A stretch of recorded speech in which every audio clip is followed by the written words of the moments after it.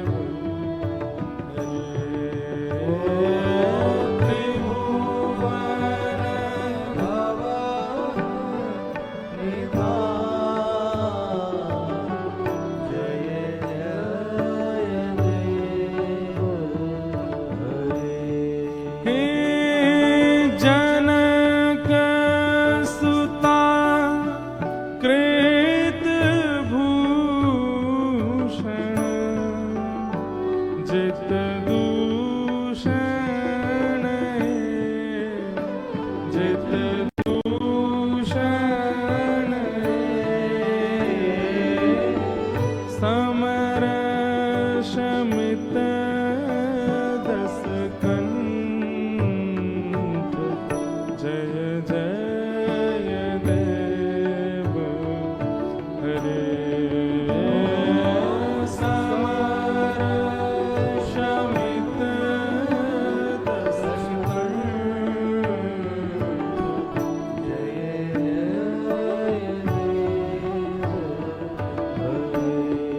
हे अभिनव जलधारा सुंदर धृतमंदर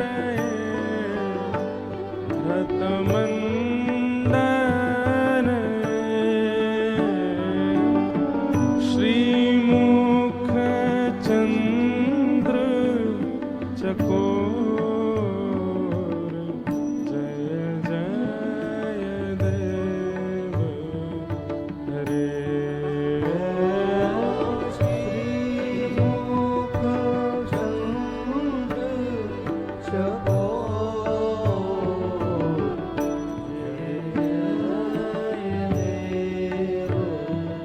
इस पंक्ति में अभिनव जलधर सुंदर धृतम इसी रूप का वर्णन है जो पीछे विराज रहे हैं हमारे जयदेव महाप्रभु कह रहे हैं आपका वर्ण कैसा है? बोले अभिनव जल के समान गहरा जल।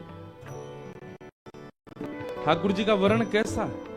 काले नहीं है ठाकुर जी, सांवले नहीं है, अथाह गहरा जल उसका वर्ण जैसा होता ऐसा ठाकुर जी का वर्ण है। और गहरे जल की एक खासियत होती है कि वो आकर्षण करता है, सब उसकी ओर आकृष्ट होते हैं। अभिनव जलधर सुंदर, और उस अभिनव जल वाली कांति वाले ठाकुर जी ने क्या किया? बोले धृत मंदर है, अपने बाम हस्त की कन्नी उंगली पर गिरिराज धारण किया। लेकिन ये आप नीचे क्यों देख रहे हो? ये गिरिराज जी धारण करके आपकी दृष्टि नीचे क्यों है? जयदेव महाप्रभु कहते हैं ठाकुर जी एक शिला पर खड़े होकर के गिरिराज जी उठा रहे हैं, चारों तरफ से ब्रजवासियों ने घेरा है, और जहां ठाकुर जी खड़े हैं बिल्कुल सामने नीचे हमारी श्री जी खड़ी है, हमारी लाडली जी खड़ी है। इसलिए जयदेव महाप्रभु कह रहे हैं श्री मुख चंद्र चकोर जय जय देव हरे श्री मुख चंद्र चकोर जय जय देव हे श्री राधा मुख चंद्र चकोर जय जय देव हरे राधा मुख चंद्र चकोर जय जय। प्रेम में एक स्वरूप स्वभाव ऐसा प्रकट होता है। पति की शादी की 1000 पिक्चरें हैं, पर पत्नी को वो वाली ज्यादा अच्छी लगती जिसमें वो उनको देख रहा है, उसको स्वयं को देख रहा है। ये वाली फोटो सबसे बड़ी, आप इसमें मुझे देख रहे हैं। ऐसी पत्नी की भी, और केवल पति पत्नी नहीं, बच्चे भी, छोटा बालक जब जन्म लेता है उसकी सब फोटो खींचते हैं, लेकिन वो फोटो वॉलपेपर पे लगाते हैं जिसमें वो अपनी माँ को ही देख रहा होता है। ठाकुर जी के बहुत सारे पिक्चर्स हैं, कहीं ऐसे खड़े हैं, कहीं ऐसे खड़े हैं, कहीं ऐसे पौड़े हैं, पर हमारी किशोरी जी को सबसे प्रिय ये वाले। क्यों? क्योंकि इसमें ठाकुर जी उन्हीं को देख रहे हैं। इसीलिए श्रीनाथ, श्री माने राधा, और उनके जो स्वामी हैं, उनके जो नाथ हैं। अच्छा, ये अर्थ तो राजस्थान वाले लगाते हैं श्रीनाथ का कि राधा के स्वामी श्रीनाथ, परम ब्रजवासी क्या लगाते हैं? श्री यानी राधा जिनकी नाथ, वो श्रीनाथ। हमारे माई श्यामाजू को जाके अधीन सदा ही सांवरो, या ब्रज को सरताज, हमारे माई श्यामा जू को राज। जय जय देव हरे श्री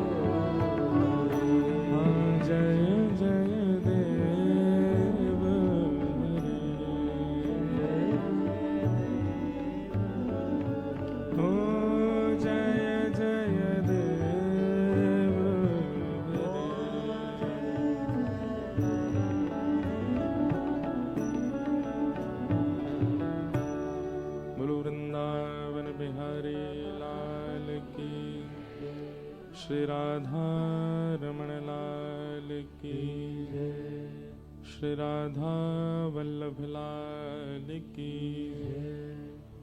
भागवत महापुराण की, श्री सुखदेव जी महाराज की, श्री वेदव्यास जी महाराज की, परीक्षित जी महाराज की, सब संतन की, सब भक्तन की, सब विप्रन की, 84 कोस ब्रजमंडल धाम की, गिरिराज धरण की, श्याम सुंदर श्री यमुने महारानी की, रज रानी की, रस रानी की, महारानी की, देवादिदेव महादेव श्री विश्वनाथ भगवान की, श्री गंगा मैया की, काशी तीर्थ की जय, लाला के बाबा की, बाबा के लाला की, लाला बाबा दोनों की जय जय श्री राधे, जय जय श्री राधे, जय जय श्री राधे। नमः पार्वती पतये हर हर महादेव। द्वारिकाधीश की जय। परम मंगल में परात प्रखलेश्वर अकारण करुणावरुणालय भक्तवांछा कल्पतरु तड़िद्वत विनिंदित पीतांबरधारी श्री बालकृष्ण लाल की शब्दमयी वाणीमयी वांगमयी प्रतिमूर्ति हम आप सबके मध्य में विराजमान श्रीमद् भागवत महापुराण को बारंबार प्रणाम। उपस्थित मंच पर विराजमान समस्त विप्रवृंद, समस्त गंधर्वजन और आप सभी श्रोता भाई बंधु मातृशक्ति बालक मित्र सखा एवं इस कथा के निमित्त यजमान परिवार, समस्त जालान परिवार और काशी के आप सभी वैष्णवों को जय श्री कृष्ण, जय सिया राम, जय श्रीमन नारायण, हर हर महादेव। अहितु की कृपा कथा के रूप में परिलक्षित हो रही है महादेव की।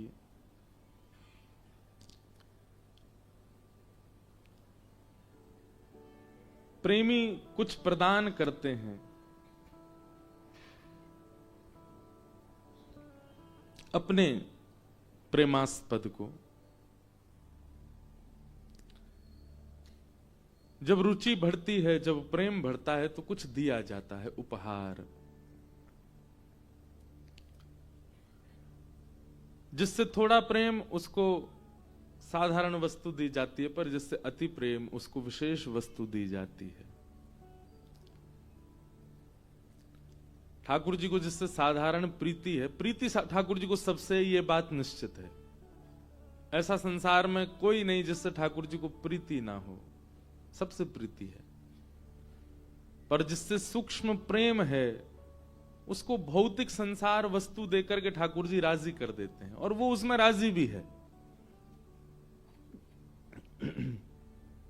पर जिससे ठाकुर जी को अत्यंत प्रेम होता है उसको 3 वस्तु देते हैं, नाम रूप लीला। सबसे पहला नाम, नाम आश्रय। नाम गाने में रुचि होने लग जाए, ये ठाकुर जी के द्वारा दिया गया उपहार है कि उनके नाम में रुचि बढ़े। उसी नाम के प्रभाव से प्राप्त होगा रूप। श्री कृष्ण को प्रत्यक्ष नहीं देखा होगा किसी ने, पर उनकी रूप की आकृति का अनुमान लगा करके कितनों ने चित्र बनाए, और निश्चित है कृष्ण वैसे ही होंगे। नाम से ही रूप प्रकट हुआ, और फिर रूप से लीला प्रकट हुई। नाम, रूप, लीला, ये तीन वस्तु ठाकुर जी प्रदान करते हैं। और तीनों में जब व्यक्ति सजग हो जाता है, तीनों में पारंगत हो जाता है, तो उसे धाम की प्राप्ति होती है। तीन ठाकुर जी देते हैं, धाम वो स्वयं प्राप्त करता है। धाम की प्राप्ति उसे स्वयं होती है।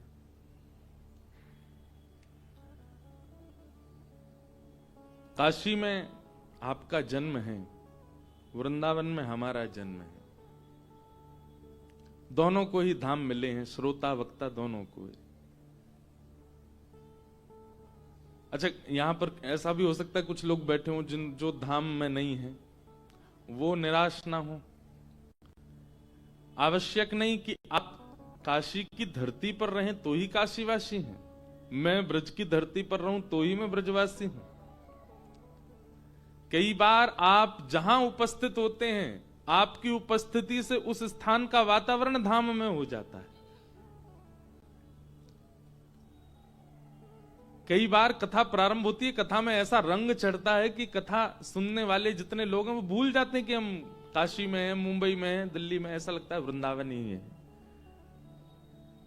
तो धाम में आप नहीं बसते, आप में धाम बसता है। और आप जहां जाते हैं धाम आपके संग जाता है। काशी के लोग जब कहीं अन्यत्र भी जाते हैं तो उनके साथ काशी आ ही जाता है। अभी रामेश्वरम में हमारी जो कथा थी वो काशी के लोगों ने ही कराई, तो उनके आगमन से वहां काशी जैसा ही अनुभव होता था। क्यों? कथा में कोई भी बात हो तो लोग ताली बजाते, पर उनका तो हरा हरा तो काशी उनके संगी आ गया वहां। ऐसे ही ब्रजवासी के साथ अपने आप वृंदावन आता है। क्यों? वो कहीं भी जाए, जय जय श्री राधे, उसकी उपस्थिति से धाम प्रकट हो जाता है। और धाम प्रकट तभी होगा जब नाम, रूप, लीला ये ठाकुर जी ने आपको प्रदान किए होंगे। नाम, रूप, लीला जिसके जीवन में नहीं, धाम वो प्रकट नहीं कर पाएगा, धाम उसमें प्रकट नहीं हो पाएगा। परमानंद हो रहा है। हम आप सब लोग काशी में द्वितीय दिवस की कथा में प्रवेश कर रहे हैं। कल हम रात्रि में चर्चा कर रहे थे, सब हम लोग विश्वनाथ भगवान का दर्शन करने गए, जालान परिवार के सब बालक और हम। कल महादेव ने भी टिट फॉर टैट किया मेरे साथ। कैसे? आपको सत्य बताएं, हमारा कथा के बाद मौन रहता है थोड़ी देर, एक संत की आज्ञा से। कथा से पहले भी रहता है। तो शाम का समय हम यहां से गए। अब हम केवल धोती और बगलबंदी पहनते हैं, शॉल ऊपर डाल लेते, कुछ वैसा गर्म तो है नहीं। विश्वनाथ मंदिर में जब प्रवेश कर रहे थे, मुझे तभी शीतलता का अनुभव हो रहा था। और जब आपको कोई अनुभव होता है ना, उस स्थिति में सामने वाला अगर जा रहा हो तो आपको और ज्यादा अनुभव होने लग जाता है। आपको ठंड लग रही हो, उसी समय कोई ठंडे पानी से नहा रहा हो तो ठिठर आप जाओगे। तो हमसे कहा भी, महाराज जी शायद अभिषेक भी। मैंने कहा नहीं, अभिषेक नहीं मिले, मौन तो था। मैंने कहा आरती कर लेंगे, बस प्रणाम कर लेंगे, अभिषेक क्या कर रहे हैं, इतना ठंड हो रहा है। तो बोले नहीं, अब आरती का समय है तो अभिषेक तो नहीं होगा, आप केवल दर्शन। मैंने हाँ ये बढ़िया। गए, जैसे ही महादेव के सामने पहुंचे, इतने में एक पुजारी जी लिया, लो महाराज जी लो जल चढ़ाओ। अब जल चढ़ाते समय मुझे लग तो रहा था, मैंने कहा महादेव मुझे क्षमा कीजिएगा, आपने अपना औरा ही ऐसा बना रखा है। जल चढ़ाया, तब मुझे हुआ कि चलो केवल जल ही होगा। नहीं, फिर तो पंचामृत आए हैं, दही लो, घी लो। अच्छा, सुख भी बहुत मिल रहा है कि महादेव को स्पर्श कर रहे हैं। अभी कथा सुना करके सीधे आए हैं और सीधे महादेव को अभिषेक कर रहे हैं। और मैं हर बात पे मन से क्षमा ही मांग रहा था, मुझे क्षमा कर दीजिए महादेव, पर मैं बाध्य हूं। शहद, घी, दही, शर्करा, विजिया, चंदन, रोरी सब से स्नान कराया। लेकिन मन में तनिक भाव एक आया, कोई बात नहीं, हाथी तो गीले हुए बस। इतने में ही एक गार्ड साहब लिए पाइप पूरा मंदिर धोते हुए आए और उन्होंने सीधा प्रहार किया है मेरे वक्ष पे। तो वक्ष तो महादेव के सामने था, ये बिल्कुल इंस्टेंट था। और कटी से लेकर के नीचे तक मैं पूरा गीला। ऊपर गीला हो तो इतना नहीं लगता है, अगर वक्ष पे पानी पड़ जाए, हाथ पे पड़े, सिर पे पड़े तो भी चलता है, थोड़ा पोंछ ले। अब यहां से नीचे पूरा गीला। तब मेरे भी मुख से निकला हर हर महा, टिट फॉर टैट। तो मुझे लगा कि महादेव मुस्कुरा रहे होंगे, आई मजा। अद्भुत आनंद हुआ। उसके बाद हमसे कहा, महाराज जी अन्नपूर्णा दर्शन मैंने कहा कल करूंगा, आज तो नीचे जम चुका हूं पूरा। और फिर हमने मौन खोले ही दिया। महादेव कह रहे हैं यहां पर काय को अपना ये नियम चला रहे हो। लेकिन बहुत आनंद हुआ।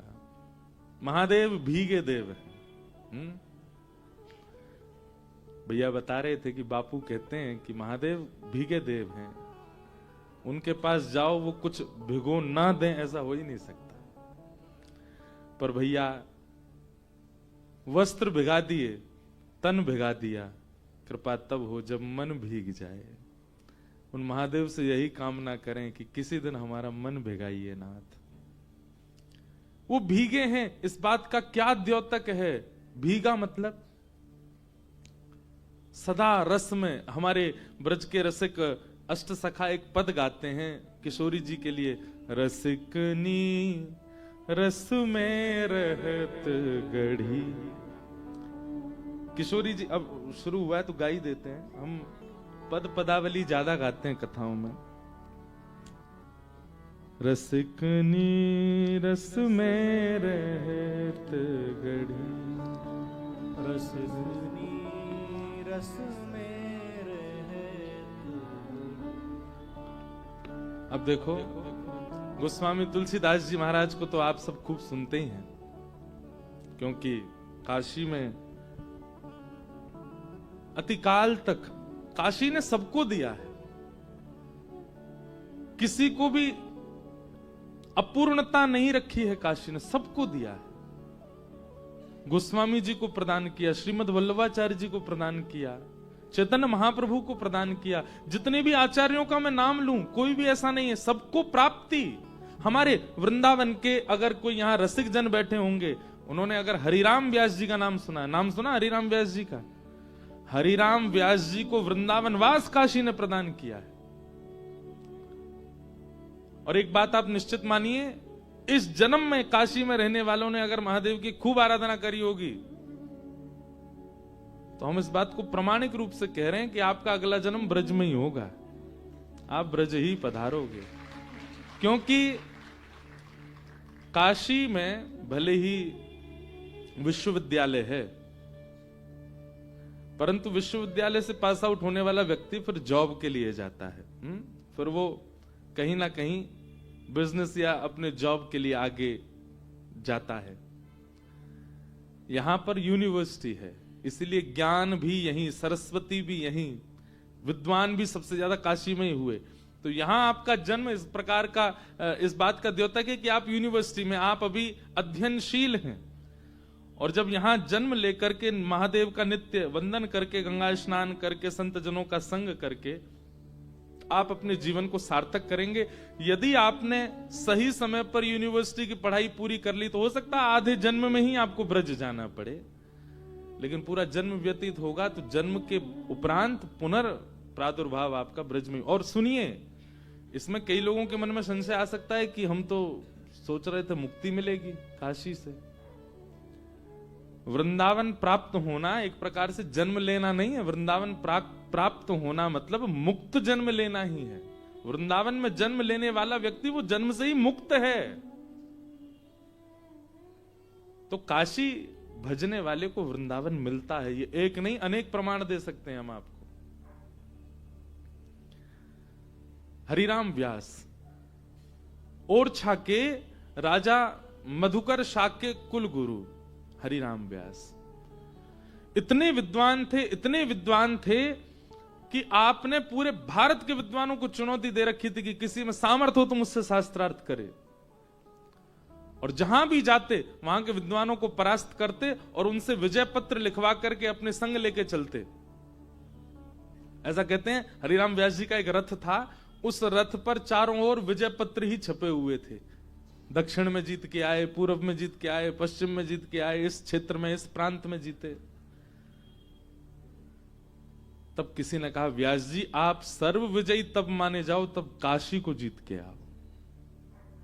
तो हरिराम व्यास जी बोले ठीक है, रथ मोड़ लिया काशी की ओर। काशी की ओर जैसे ही रथ मुड़ा, बहुत ध्यान से सुनना, विद्वान तो थे, काशी के विप्र जब उनको पता चला कि हरिराम व्यास काशी आ रहे हैं, सबने उनकी महिमा तो सुनी थी। एक होता है विद्वान और एक होता तार्किक विद्वान जो तर्क से जीत जाता है। हरिराम व्यास जी तार्किक विद्वान थे, मतलब कैसे भी जीतना है। काशी के विद्वान सब विश्वनाथ भगवान के पास गए और कहा, भगवान ये नगरी आपकी है, आप इसके रक्षक हैं, आप इसके स्वामी हैं। अगर यहां हरिराम व्यास आकर के हमें हरा जाते तो हमारी हार नहीं होगी, आपकी हार होगी। कृपा करके ब्राह्मणों की रक्षार्थ कुछ कीजिए। और हरिराम व्यास जैसे ही काशी आए, सबसे पहले उनसे मिलने के लिए एक दीनहीन ब्राह्मण का रूप धारण करके महादेव गए।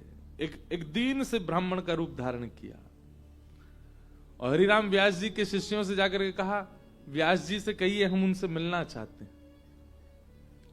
भले ही दीन ब्राह्मण बन के गए, पर ललाट का तेज बता रहा था कि अति विद्वान होगा कोई। हरिराम व्यास जी ने कहा, बुलाइए भीतर, कोई शास्त्रार्थ करने आया है। और महादेव एक दीन ब्राह्मण का रूप धारण करके भीतर गए, दंडवत प्रणाम किया। कहिए विप्रवर, किस विषय पर शास्त्रार्थ किया जाए। महादेव बोले, हम तो अज्ञानी हैं, हम तो आपसे पराजय हो ही जाएंगे, हम अपनी पराजय स्वीकार ही कर रहे हैं। पहले आपको विजय पत्र चाहिए, हम लिख के अभी दे रहे हैं आपको, हम अपनी हार स्वीकार करते हैं। पर हमारा एक प्रश्न है, उसका उत्तर आपसे जानना चाहते हैं, एक संशय है। हरिराम व्यास जी बोले, बोलो। महादेव कहते हैं, ये बताइए विवेक किसको कहते हैं। हरिराम व्यास बोले, ये कोई पूछने वाली बात है, ये बच्चों वाला प्रश्न आप मुझसे क्यों कर रहे हैं। बोले नहीं, बस बताइए ना, बच्चे वाले प्रश्न का ही उत्तर दे दीजिए, विवेक किसको कहते हैं। हरिराम व्यास जी बोले, सही गलत की पहचान को विवेक कहते हैं। सद और असद का ज्ञान जिसको हो जाए उस व्यक्ति को विवेक ही कहा जाता है।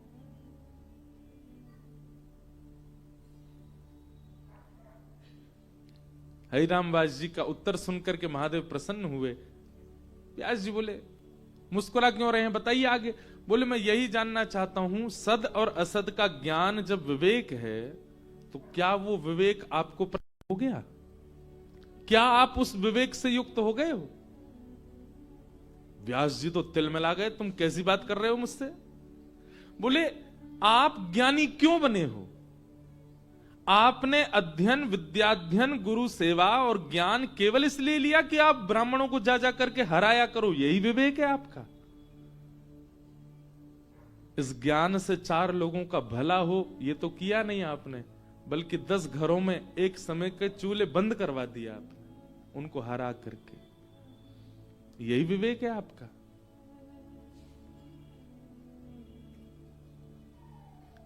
हरिराम व्यास जी को शब्दों में कुछ गहराई दिखी, तुरंत हाथ पकड़ लिया। बोले, तुम कोई सामान्य ब्राह्मण तो नहीं हो, अपने रूप में आओ, कौन हो। आहा, इतने में ही चिदानंद रूप शिवोहम शिव, महादेव प्रकट हो गए। पंचवक्रम त्रिनेत्रम, चरणों में प्रणाम किया। हरिराम व्यास जी के नेत्र सजल हो गए, बोले महादेव मेरी विद्या का फल आज मुझे प्राप्त हुआ कि आप मुझे मिले। महादेव बोले नहीं, मेरी प्राप्ति तुम्हारी विद्या का फल नहीं है। तो बोले अपने रूप को पहचानो, आप सामान्य नहीं है हरिराम व्यास, आप श्री राधा कृष्ण की नित्य लीला की अनन्य सहचरी विशाखा हो। ललिता जी तो व्रजमंडल में आ चुकी हैं स्वामी श्री हरिदास जी के रूप में, अब आपका आगमन हुआ है। अपने विद्या से, अपने ज्ञान से लोगों को परास्त मत करो, लोगों को दुखी मत करो, उस अनन्य रस का बखान करो जिस रस को वृंदावन में प्रकट किया है किशोरी जी ने। आप विशाखा हो, अभी इसी वक्त वृंदावन की ओर चले जाइए और वहां जाकर के उस नित्य लीला का रसिक जनों के लिए गान करना प्रारंभ कीजिए। और महादेव के वरद हस्त से हरिराम व्यास जी एक क्षण भी नहीं रुके, फिर और सीधे वृंदावन आ गए, फिर कभी वृंदावन छोड़ करके नहीं गए। तो काशी का भजन वृंदावन की प्राप्ति करता है, वृंदावन दिलाता है। हो ना हो, हमने शायद, मेरा पूर्व जन्म काशी का ही रहा होगा, इसीलिए इस जन्म में वृंदावन में है, महादेव की कृपा से। ये बात एक नहीं, मैं लाख बार कहूंगा, अंतिम श्वास तक कहूंगा कि राधा कृष्ण के जो प्रेम प्रकट होता है वो महादेव की कृपा से ही होता है। उनकी कृपा के बिना आपको सामान्य प्रेम का दर्शन होगा, पर महादेव की कृपा होगी। और यदि कोई श्री जी का, ठाकुर जी का प्रेम गा रहा होगा, नेत्र पुलकित हो जाएंगे, हृदय झूमने लगेगा, रोम रोम नृत्य करेगा, तब समझिएगा कि महादेव की बहुत कृपा है आपके ऊपर, तभी आपका ऐसा भाव बना। तो हम पद गा रहे थे, गोस्वामी जी को तो बहुत सुना आपने, पर अष्ट सखाओं को सुनिए। कुंभन दास जी गा रहे हैं, शब्द समझिएगा। रसिकनी रस में रहत गढ़ी, रसिकनी रस में रह, सब गाओ। रसिकनी रस में रहत गढ़ी, रसिकनी रस में रहत गढ़ी। कनक बेली वृष भानु नंदनी, कनक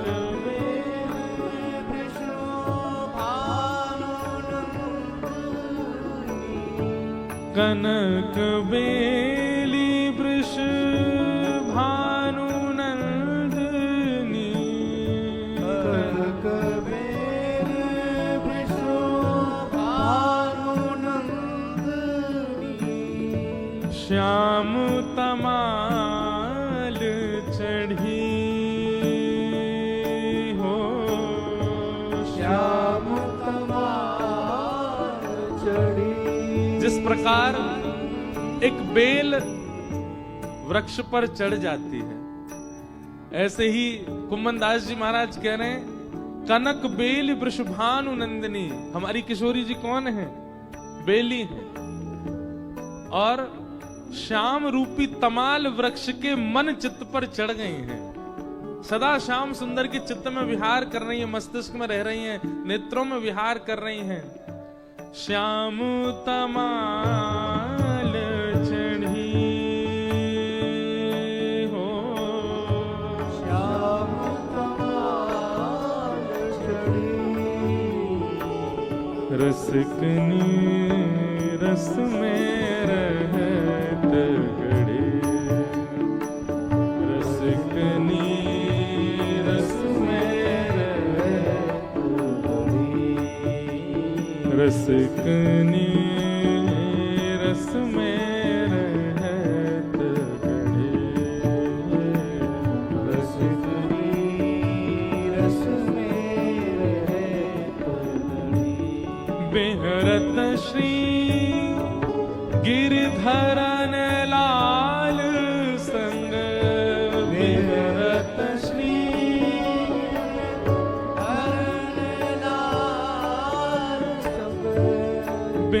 विहरत श्री गिरिधरन लाल संग विहरत श्री धरण लाल संग कोने पाठ पढ़ी हाँ कोने पाठ पढ़ी हे कुंभर दास प्रभु को वरधन धरा वरदास प्रभु को वरदान धर कुंभर दास प्रभु को वरधन धरा वरदास प्रभु को वरदान धर रीत रस की बढ़ी हाँ रीत रस की बढ़ी रसकनी रस में रहत गड़े रसकनी रस में रहत बड़ी रसकनी रस में गहत रसकनी रस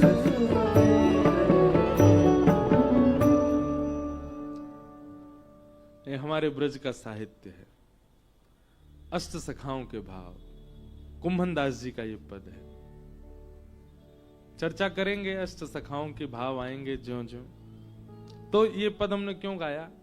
महादेव सदा रस में क्यों रहते हैं? वो सदा भीगे क्यों रहते हैं? इस बात का द्योतक है, मानो वो हम आप सबको यह प्रमाणित कर रहे हैं कि आपको पास हमारे पास देने के लिए रस का केवल दूध स्वरूप है, दही स्वरूप है, शर्करा स्वरूप है, मधु स्वरूप है, पर महादेव सदा राम रस, कृष्ण रस, भाव रस, प्रेम रस में भीगे रहते हैं। इसीलिए भीगे देव हैं। तन तो गीला किया, वस्त्र तो गीले किए, पर अभिलाषा है कि महादेव मन गीला करें, मन को उस भाव में पहुंचा दें जिसमें वे स्वयं हैं। ऐसे महादेव को बारंबार वंदन करते हैं। आइए भागवत कथा के प्रथम स्कंद में आज प्रारंभ प्रवेश करते हैं। श्रीमद् भागवत महापुराण की भागवत जी का पहला श्लोक। 18,000 श्लोक हैं श्रीमद् भागवत में, जिसमें सबसे कठिन श्लोक सबसे पहला श्लोक। कठिन बोलें तो उसका अर्थ समझना बहुत मुश्किल है, लेकिन यथामति यथासंभव कहेंगे। शार्दुल विक्रीडित छंद, मतलब संस्कृत के श्लोक छंदबद्ध होते हैं, उन छंदों का कोई तात्पर्य होता है। भागवत जी का प्रथम श्लोक शार्दुल विक्रीडित यानी कि नृत्य करता हुआ शेर। कभी देखा नाचता हुआ शेर या फिर क्रीड़ा करता हुआ सिंह, उस छंद में भागवत जी का पहला श्लोक। आइए हम लोग प्रवेश करें। कि जन्माद्यस्य तोन्मयादितरतः चार्थे स्वविज्ञस्वराट् तेने ब्रह्म हृदय आदिकमये मुह्यन्ति यत्सूरय तेजो वारि मृदां यथा विनिमयो यत्र त्रिसर्गो मृषा धाम्ना स्वेन सदा निरस्तकुहकम् सत्यं परम धीमहि। सत्यम परम धीमहि। जन्माद्यस्य यतोन्वयाद इतरतः। अब इसका सामान्य अर्थ तो यह है कि जो जन्म और मृत्यु से परे हैं परमात्मा, चार्थे स्वविज्ञ स्वराट, जो सबसे विज्ञ हैं, अनविज्ञ नहीं है। विज्ञ मतलब जानते हैं, सब कुछ जानते हैं। तेने ब्रह्म हृदय आदि कवि, आदि कवि ब्रह्मा भी जिनके भाव से संचित रहते हैं। मुह्यन्ति यत् सूरयः, बड़े बड़े देवताओं को भी जो अपनी लीला पर मोहित कर लेते हैं। तेजो वारि मृदाम यथा विनिमयो, पृथ्वी जल अग्नि वायु आकाश, जिनका कुछ बिगाड़ नहीं सकती, क्योंकि उन्हीं से ही निर्मित होती हैं ये पंच तत्व।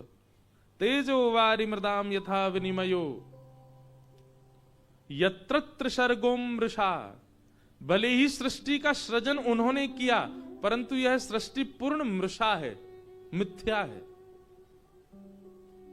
धामना स्वेन सदा निरस्त कुहकम सत्यम परम धीमहि।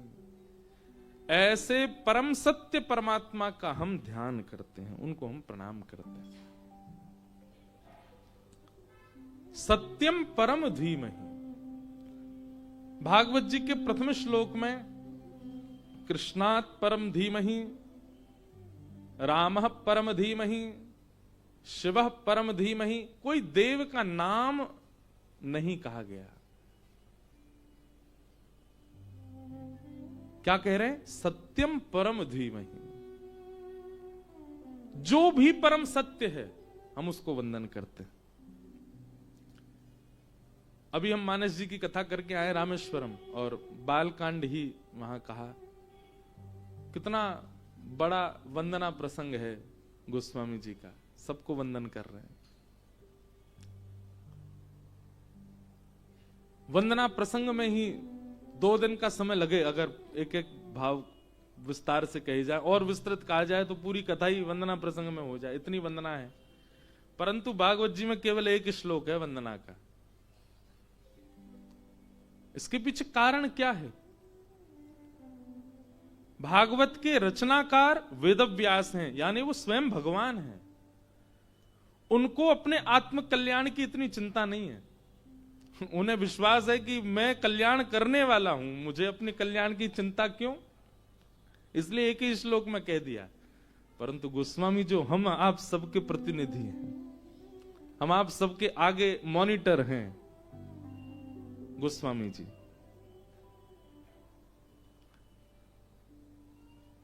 हमारे कल्याण में कहीं ना कहीं हमको संशय लगता है, इसलिए कोई रह ना जाए, कोई छूट ना जाए, कहीं मेरे से चूक हो ना जाए, इसलिए सबको प्रणाम कर रहे हैं, सबको वंदन कर रहे हैं।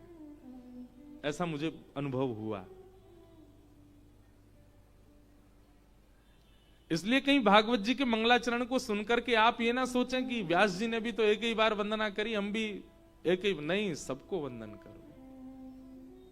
सिया राम मैं सब जग जाने करहूं प्रणाम। हां, प्रणाम सिया राम जी को ही करना है, पर जब भी किसी को भी देखो उसमें सिया राम जी को ही देख करके प्रणाम करो। आपका इष्ट एक ही होना चाहिए, पर कभी किसी अन्य देव के पास भी जाओ तो उन अन्य देवों का निरादर ना कीजिएगा बिना प्रणाम किए, उनमें भी सिया राम जी को देख के प्रणाम करो। भागवत जी में वर्णन आता है जड़ भरत जी का प्रसंग। तो जड़ भरत जी पर जब उनको बलि चढ़ाने के लिए ले गए, बहुत सुंदर कथा है जड़ भरत जी की। तो जब उनको बलि चढ़ाने के लिए ले गए तो काली मैया के सामने हाथ पांव बांध करके जड़ भरत जी को बैठा दिया।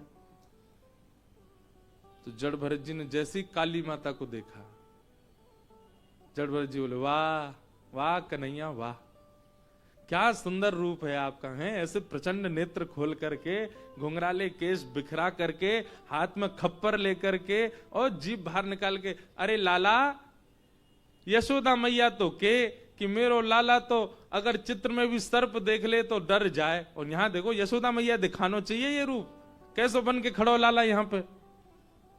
वो काली मैया में भी ठाकुर जी को देख रहे हैं। और उसका परिणाम ही वो भागवत जी में लिखा है। जैसे ही उन्होंने काली में ही अपने इष्ट का दर्शन किया और उसके बाद कहा, हे इष्ट, यदि मेरी बलि से आप प्रसन्न हो तो मैं अपनी बलि देने को तैयार हूं। तुरंत सिर नीचे किया और जैसे ही कोल भीलों ने गर्दन काटने के लिए तलवार प्रकट की, सहसोच्चाट देवी भद्रकाली मूर्ति खंडित हो गई और उसमें से प्रत्यक्ष काली प्रकट हो गई और प्रकट होकर के जितने कोल भील थे सबका वध कर दिया। थोड़ी देर बाद जड़ भरत जी ने देखा अभी तक गर्दन कटी नहीं हमारी। ऊपर उठ करके जब चारों ओर देखा तो काटने वालों की कटी पड़ी थी और सामने साक्षात भद्रकाली प्रकट रूप से खड़ी हैं। जड़ भरत जी कहते हैं, लाला तेरी बड़ी कृपा, तेने मुझ को जीवन दान दियो, लेकिन लाला मुझ को तेरे यार रूप तो बहुत भय लग रहा हो, तो मैं तो अभी प्रणाम करके जा रहा हूं, अगली बार ऐसा मत आइयो, रूप बदल के आइयो। चाहे किसी का भी दर्शन करें आप, उसमें अपने इष्ट का दर्शन करो, इष्ट का भाव रखो। हम महादेव को भी वंदन करते हैं ना।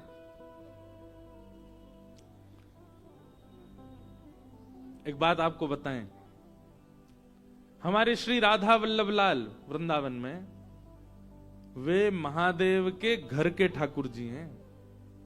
जैसे हमारे घर के ठाकुर जी हैं जिनकी हम स्वयं आराधना अर्चना स्वयं श्रृंगार करते हैं, ऐसे ही महादेव के स्वयं अर्चना जिन ठाकुर जी की करते हैं वही श्री राधा वल्लभ लाल जी विराजते हैं वृंदावन में। आप महादेव के सामने जाके नमः पार्वती कहो, हर हर कहो। हमारे एक पंडित जी हैं, वो तो कुछ विचित्र सी आवाज निकालते हैं महादेव के सामने जाके।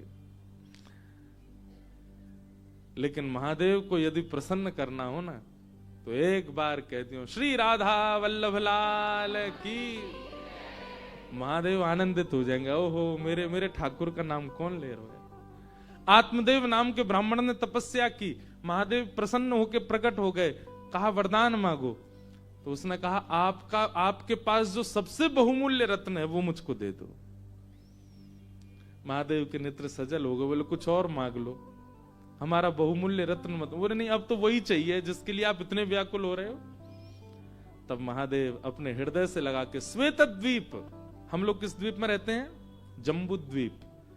श्वेत द्वीप में महादेव राधा वल्लभ जी की सेवा करते हैं। तब महादेव श्वेत द्वीप गए, अपने श्री राधा वल्लभ लाल को हृदय से लगा करके आए और आत्मदेव ब्राह्मण को प्रदान किए। फिर कुछ वर्ष बाद भगवान की वंशी महादेव के पास ही थी, उन्हीं को हृदय से लगाए घूमते थे महादेव। ठाकुर जी तो दे दिए, एक ने मांगे वरदान में। तब महादेव को मन में भाव आया कि राधा वल्लभ जी की सेवा का विस्तार हो, इसलिए वंशी से ही कहा अब आप जाओ।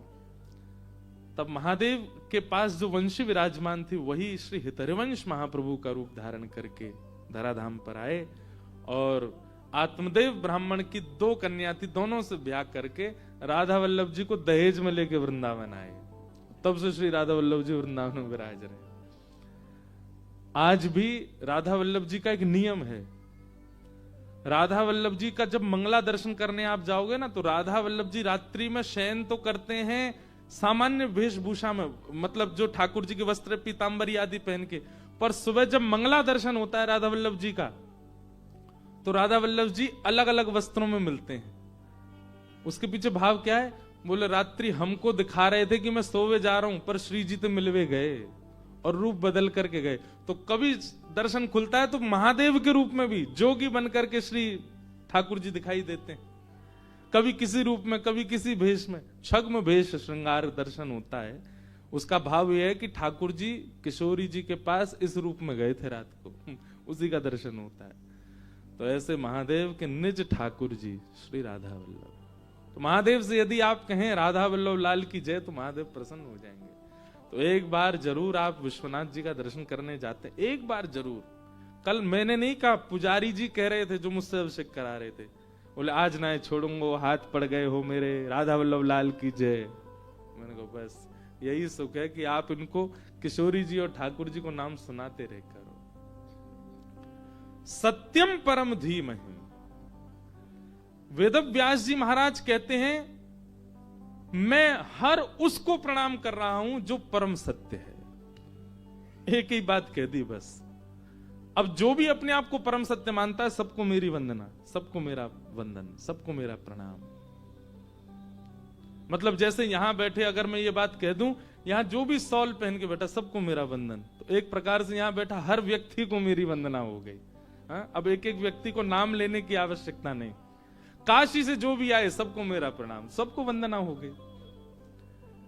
जालान परिवार का स्वागत, अब जितने जालान बैठे सबको हो गया। ऐसे ही अब व्यास जी ने सोचा एक एक देव को प्रणाम करूं तो लंबी लिस्ट हो, और फिर देवों में भी कहीं ना कहीं मान है कि हमारी वंदना पहले हो, हमारी वंदना पहले हो। इसीलिए नमोस्तुते व्यास विशाल बुद्धे, उनकी विशाल बुद्धि को प्रणाम किया गया। क्यों? ऐसा वंदन किया कि कोई उदास भी नहीं हुआ और सब प्रसन्न भी हो गए। क्या? सत्यम परम थी, जो भी परम सत्य है मैं उसको वंदन करता हूं। सत्संग ऐसी बुद्धि प्रदान करता है बंधु। यदि ऐसी बुद्धि सत्संग से प्राप्त नहीं हुई है, कैसी बुद्धि? आप छोटी छोटी क्रियाओं से सब संभाल लेते हैं, छोटे छोटे वचनों से आप सबका हृदय जीत लेते हैं। आपका एक क्रिया, आपका एक व्यवहार, वही क्रिया आप करते रहो सामान्य, और वही क्रिया कोई श्रेष्ठ व्यक्ति करे तो वो लोगों के लिए प्रेरणादायी बन जाती है। क्यों? जिनकी बुद्धि विशाल है उनके द्वारा की गई क्रिया सामान्य नहीं होती। हमारे भारत के संत जनों के द्वारा की गई क्रिया को एक एक व्यक्ति गौर से देखता है। ये कैसे उठते हैं, ये कैसे चलते हैं, इनका बैठने का तरीका कैसा, ये पाते क्या हैं, ये कब पाते हैं, ये कैसे पाते हैं, कहां जाते हैं, कब उठते हैं, कब सोते हैं। क्यों? क्योंकि वो विशाल हैं, उनकी क्रिया प्रभावशाली। आप भले ही 3 बजे उठते हो, कोई फर्क नहीं पड़ेगा किसी को, परंतु एक विशिष्ट व्यक्ति 3 बजे उठ करके कोई क्रिया करता है तो उसको देखने लाखों लोग जाते हैं, क्योंकि विशाल व्यक्ति की क्रिया पर सबकी दृष्टि होती है। और एक और बात, क्रिया वही सब करें, पर किसी की क्रिया के प्रति यदि आपका आकर्षण बन रहा है, इसका मतलब यह है कि उसकी क्रिया में तत्परता और उसकी क्रिया में लगन विशेष है। वो क्रिया केवल क्रिया बांध करके नहीं कर रहा, वो उसका विशिष्ट नियम है, इसलिए आपका आकर्षण बन रहा है। गंगा स्नान की भी सबकी अपनी विधा होती है। कई लोग तो कपड़ा उतारे सीधे तीसरी सीढ़ी से ही छलांग गए, उनकी क्रिया है। कई लोग हैं वो बैठेंगे, उसके बाद अपना जनेऊ कान के ऊपर से घुमा के डालेंगे, हाथ में जल लेंगे, हाथ की मुद्रा विचित्र होगी, उसमें कुशा पहनेंगे, कुशा के बाद फिर तर्पण करेंगे, फिर संध्योपासन करेंगे, प्राणायाम करेंगे, प्राणायाम करने के बाद फिर सब क्रिया करेंगे, अपनी न्यास करेंगे, हृदय स्पर्श, सिर स्पर्श, शिखा स्पर्श, नेत्र स्पर्श, भुजा स्पर्श। उसके बाद गंगा मैया को एक बार प्रणाम, फिर उठ के फिर दूसरी बार प्रणाम, फिर तीसरी बार प्रणाम। उसके बाद फिर गंगा जी का जल आंखों से लगाएंगे, मुख से उसका पान करके फिर 3 बार अपने ऊपर गंगा जल करके फिर प्रवेश करेंगे। उसकी क्रिया देख के ही मन पवित्र होने लग रहा है। और एक ऐसे हैं वो अटारी से ही कूद रहे हैं गंगा जी में, उनको देख करके और क्रोध हो रहा है, बताओ ये कैसे